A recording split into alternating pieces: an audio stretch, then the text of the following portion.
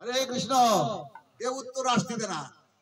তিনটি শ্রেণী, ব্রজের গোপীগণ, দ্বারকার মহিষীগণ, বৈকুণ্ঠের লক্ষ্মীগণ। ঠিক আছে, ভগবানের সহচরিণীগণ তিনটি শ্রেণীতে বিভক্ত: ব্রজের গোপীগণ, দ্বারকার মহিষীগণ, বৈকুণ্ঠের লক্ষ্মীগণ। হরে কৃষ্ণ। এই সাধু সংঘগুলি এই সমস্ত তত্ত্বগুলো জানবেন, আর খাতায় লিখে নিয়ে জাতি হয়। ভালো ভালো প্রশ্ন আপনি জানুন, আমি কে, কোথা থেকে আসছি, কেন আসছি, আমার কর্তব্য কি, অকর্তব্য কি, আমার কিভাবে জ্ঞান অর্জন করতে হবে, ইত্যাকার প্রশ্ন। অথত ব্রহ্ম জিজ্ঞাসা, অথত ব্রহ্ম জিজ্ঞাসা। এভাবে প্রশ্ন করতে হবে, প্রশ্ন আনতে হবে। এই প্রশ্নের উত্তর কোথায় পাবো? কিন্তু আমরা সনাতন ধর্ম ওই সনাতন নাম ধারণ করে আমরা আছি, কিন্তু আমরা জানছি না কিছু। হ্যাঁ, আমরা কিছু জানছি না। এই জন্য আমাদের অবক্ষয়ের কারণ হচ্ছে এইটা। এখান থেকে ধর্মান্তরিত হয়ে নানান দিকে ধাবিত হচ্ছে না। যুগে যুগে এগুলো ধাবিত হয়ে আসছে। কখনো বৌদ্ধ, কখনো খ্রিস্টান, কখনো মুসলিম, এগুলো চলছে। কেন চলছে?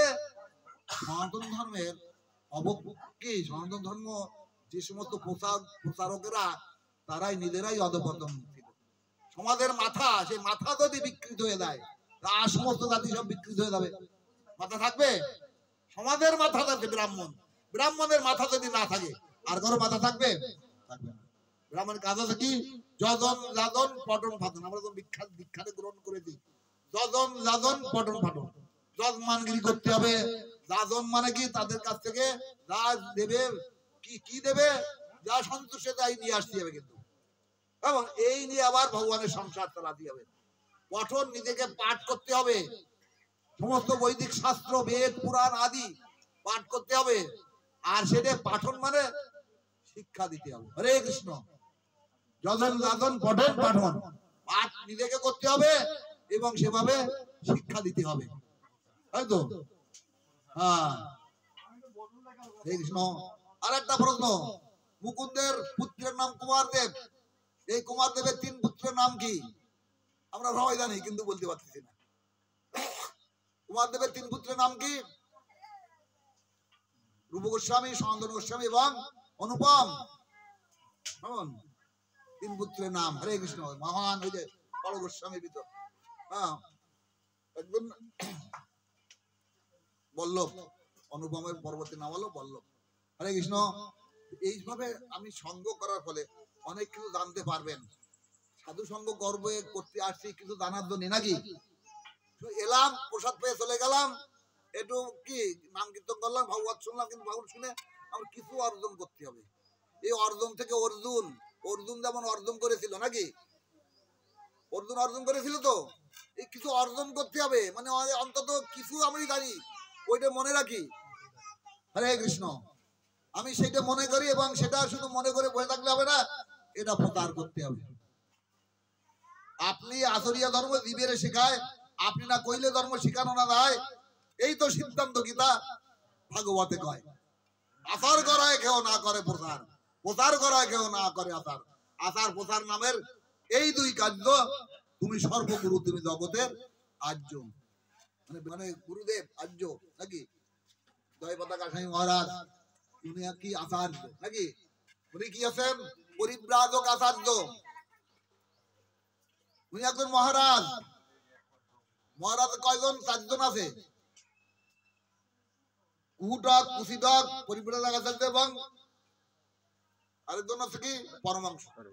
আমাদের গুরুদেব কিন্তু পরিব্রাজক আচার্য। তার মানে কি? তিনি সমগ্র জগতে পরিভ্রমণ করে এই কৃষ্ণ ভক্তি প্রচার করার জন্য ব্যস্ত। এরা হলো পরিব্রাজক আচার্য। 4 জন মহারাজ, কুহুটক, কুশিটক, পরিব্রাজক আচার্য এবং পরমাংশ। বুঝলেন? এখন ওই যেহেতু মায়াবাদ একটা সিদ্ধান্ত আছে না? মায়াবাদ আছে না? মায়াবাদ সিদ্ধান্ত কি? মায়াবাদ সিদ্ধান্ত হচ্ছে কি, যে মা কালীকে তারা ভগবান বলে। কেমন? মা কালীকে ভগবান বলে। কারণ আমাদের সনাতন ধর্মে এই বিধানগুলো দেওয়া হয়েছে। আমরা 5টি মন্ত্রে দীক্ষা নিতে পারি। কয়টি মন্ত্রে দীক্ষা নিতে পারি? হ্যাঁ, কয়টি মন্ত্রে দীক্ষা নিতে পারি? 5টা। কি কি?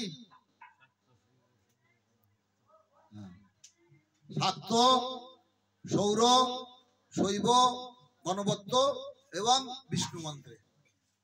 ঠিক আছে, শক্তি মন্ত্রে যারা দীক্ষা নেই তারা ওই মা কালীকে ভগবান বলে। দেখেন ওখানে মায়াবাদী, ওখানে মা কালী ভগবান, বুঝলেন। শৈব মতের যারা দীক্ষা নেয় শিব ঠাকুরকে ভগবান বলে।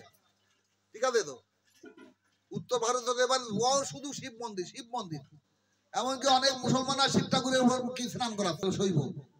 আর হচ্ছে সৌর মন্ত্রে, মানে সূর্যদেব, সূর্যদেবী ভগবান, এমন সূর্য দেবীকে ভগবান বলতে সৌর। আর গণপত্র গণেশ, গণেশ ঠাকুরকে ভগবান বলতে। কিন্তু এই যে চারজনের, এই চারজনের ভগবানকে, মা কালী ভগবানকে কৃষ্ণ, শিব ঠাকুর ভগবানকে কৃষ্ণ, সূর্যদেব ভগবানকে কৃষ্ণ, আবার গণেশ ভগবানকে কৃষ্ণ। এই জন্য কৃষ্ণ হলেন পরমেশ্বর ভগবান। সকল ভগবানের ভগবান হচ্ছেন পরমেশ্বর ভগবান। হরে কৃষ্ণ। তাই কৃষ্ণ হলেন কি সর্ব কারণ কারণম। ঈশ্বর পরম কৃষ্ণ সচ্চিদানন্দ বিগ্রহ অনাদি আদি গোবিন্দ সর্ব কারণ কারণম। সব কিছু মূল কারণ হচ্ছেন পরমেশ্বর ভগবান শ্রীকৃষ্ণ।